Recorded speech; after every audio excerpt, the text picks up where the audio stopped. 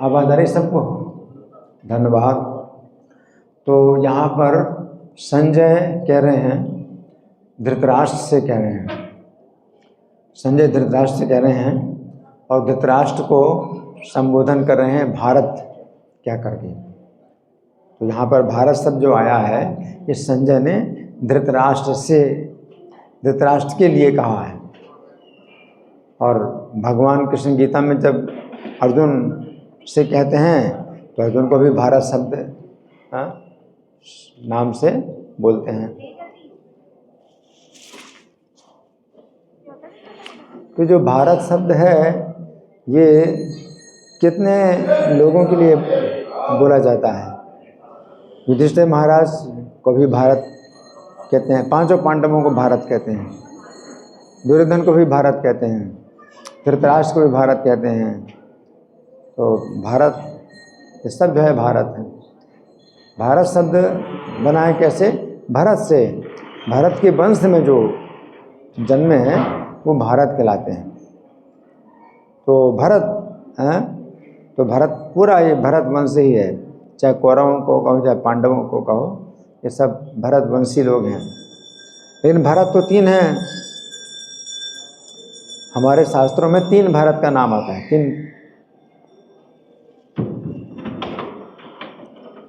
तीन प्रकार के भरत हैं। कौन कौन से? भरत और लक्ष्मण के भाई। हाँ, लक्ष्मण के भाई, राम लक्ष्मण के भाई भरत हैं, वो भरत हैं। और जड़ भरत, जड़ भरत वो पिछले जन्म के भरत महाराज थे जिनके नाम से भारतवर्ष पड़ा, तो वो भरत हैं। जड़ भरत तो कथा में उनका नाम आ गया क्योंकि वो पिछले जन्म के भरत महाराज थे और इस जन्म में जड़ हैं, मतलब बिल्कुल मूर्ख, तो उनको जड़ भरत कहा जाता है। हाँ वही हैं, लेकिन जड़ भरत के रूप में जब जन्मे तो वो ब्राह्मण के परिवार में जन्मे। लेकिन जो भरत महाराज हैं, हाँ, ऋषभ देव के पुत्र, तो ऋषभ देव के पुत्र जो भरत महाराज हैं, तो ये जो है पहले मनवंतर के भरत, तो बहुत प्राचीन है। और उनके बाद जो दूसरे भरत हुए, दुष्यंत के पुत्र भरत हैं, तो ये जो है इस मनवंतर के हैं, जो 7वां मनवंतर चल रहा है इसी मनवंतर के हैं। और इनकी ही वंश में जो है अर्जुन हैं भी हैं, धृतराष्ट्र भी हैं और पांचों पांडव हैं, सब हैं। तो इनका वंश है भरत वंश। तो यहाँ पर संजय कह रहे हैं एवं मुक्तो ऋषिकेशो गुडाकेशे न भारत है, कि गुडाकेश के द्वारा कहे गए ऋषिकेश ने सेनयोरभ्योर्मध्ये स्थापयित्वा रथोत्तमम, उत्तम रथ को स्थापित करके। तो यहाँ तो प्रभुपाद ने अनुवाद लिखा है कि स्थापित कर दिया, ये खड़ा कर दिया रथ को। लेकिन अगर गहराई से देखा जाए तो श्लोक अभी पूरा नहीं हुआ, यानी श्लोक, पूरे श्लोक में बात पूरी नहीं हुई, जो वाक्य है वो पूरा नहीं हुआ। क्योंकि यहाँ बताया गया है कि जो ऋषिकेश हैं उनको गुडाकेश ने जो कहा उसके अनुसार उन्होंने दोनों सेनाओं के मध्य में रथ को स्थापित करके, स्थापयित्वा रथ को स्थापित करके फिर क्या किया वो अगले श्लोक में आएगा। स्थापित करके स्थापित्वा रथोत्तमम, फिर भीष्म द्रोण में प्रमुखता अगले श्लोक में, कि भीष्म द्रोण के विशेष रूप से सामने सर्वेषां च महिषिताम, और सभी राजाओं के सामने उवाच पार्थ पश्यता, उवाच यानी भगवान ने कहा।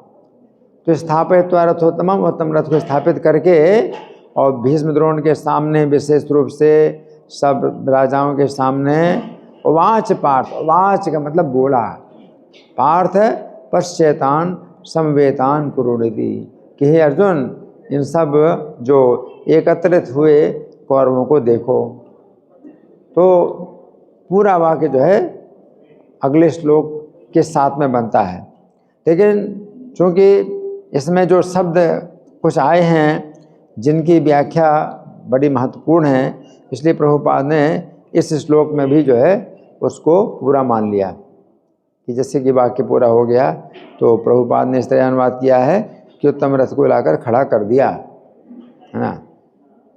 तो प्रभुपाद जो है ऐसे कई श्लोक हैं जिनमें बात पूरी नहीं होती है, लेकिन प्रभुपाद जो है उस श्लोक के कुछ शब्दों पर विशेष रूप से प्रकाश डालना चाहते हैं, तो इसलिए प्रभुपाद जो है उन श्लोकों पर भी तात्पर्य देते हैं जिनमें बात पूरी नहीं हुई है ना। तो यहाँ पर जो गुडाकेश नाम है अर्जुन का, तो उसकी प्रभुपाद ने बहुत बढ़िया व्याख्या की है। तो गुड़ा का ईश ऋषि, भगवान कृष्ण ऋषिकेश हैं और अर्जुन गुडाकेश हैं, तो इन दोनों नामों में भी बड़ी समानता है। तो अर्जुन और कृष्ण जो है बहुत ही मतलब एक प्रकार से एक जोड़ी मतलब बन जाती है अर्जुन कृष्ण की। अगर बहुत ज़्यादा आपस में मतलब मित्रता होती है और आपस में बड़ी घनिष्ठता होती है, तो वो जो है मतलब एक प्रकार से जोड़ीदार बन जाते हैं। अर्जुन कृष्ण की जो है एक विशेष जोड़ी है कि हमेशा साथ में रहते हैं, साथ में भोजन करते हैं, साथ में सो जाते हैं, साथ में घूमते फिरते हैं, तो साथ में मतलब हमेशा साथ में रहते हैं। तो इनकी एक जोड़ी है और नाम में भी समानता है, ऋषिकेश और गुडाकेश। उसी प्रकार से जैसे जय विजय, तो भगवान के द्वारपाल जय विजय, तो नाम में भी समानता है, हमेशा साथ में रहते हैं द्वारपाल जय विजय हैं। और उसी प्रकार से और भी जोड़ी है कुमुद कुमुदाक्ष, ये भी जो है भगवान के द्वारपाल हैं। और पुण्यशील और सुशील, ये भी भगवान के द्वारपाल हैं। तो नामों में भी समानता रहती है और उनके काम भी जो है एक समान रहते हैं। इसलिए ऋषिकेश और गुडाकेश ये जो है शब्द आए हैं, है ना। ऋषिकेश का मतलब है जो इंद्रियों के स्वामी हैं और गुडाकेश का मतलब है जो निद्रा के स्वामी हैं। तो सबसे पहले हमें गुडाकेश की कृपा की आवश्यकता है, अर्जुन की कृपा की आवश्यकता है कि हम निद्रा पर विजय प्राप्त करें। निद्रा है जो तमोगुण का कार्य, तो हम तमोगुण से ऊपर उठें पहले, है ना, तो फिर रजोगुण में आ जाते हैं। तमोगुण से ऊपर उठते हैं तो रजोगुण में आ जाते हैं।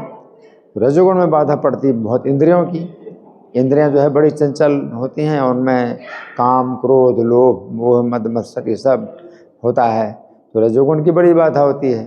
तो फिर जब गुडाकेश की कृपा से हम निद्रा पर जो है विजय प्राप्त कर लेते हैं, तमोगुण पर विजय प्राप्त कर लेते हैं, तो फिर हमें ऋषिकेश की कृपा की आवश्यकता होती है जो श्री कृष्ण हैं।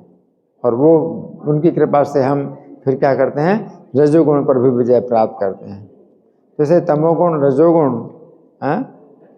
को जो है हम अर्जुन और कृष्ण की कृपा से जो है जीत सकते हैं और फिर सत्वगुण में आ जाते हैं। और सत्वगुण में जब आते हैं तो फिर जो विषय शास्त्रों के विषय हैं वो बड़े स्पष्ट समझ में आने लगते हैं और शंकाएँ हैं और सब दूर हो जाती हैं।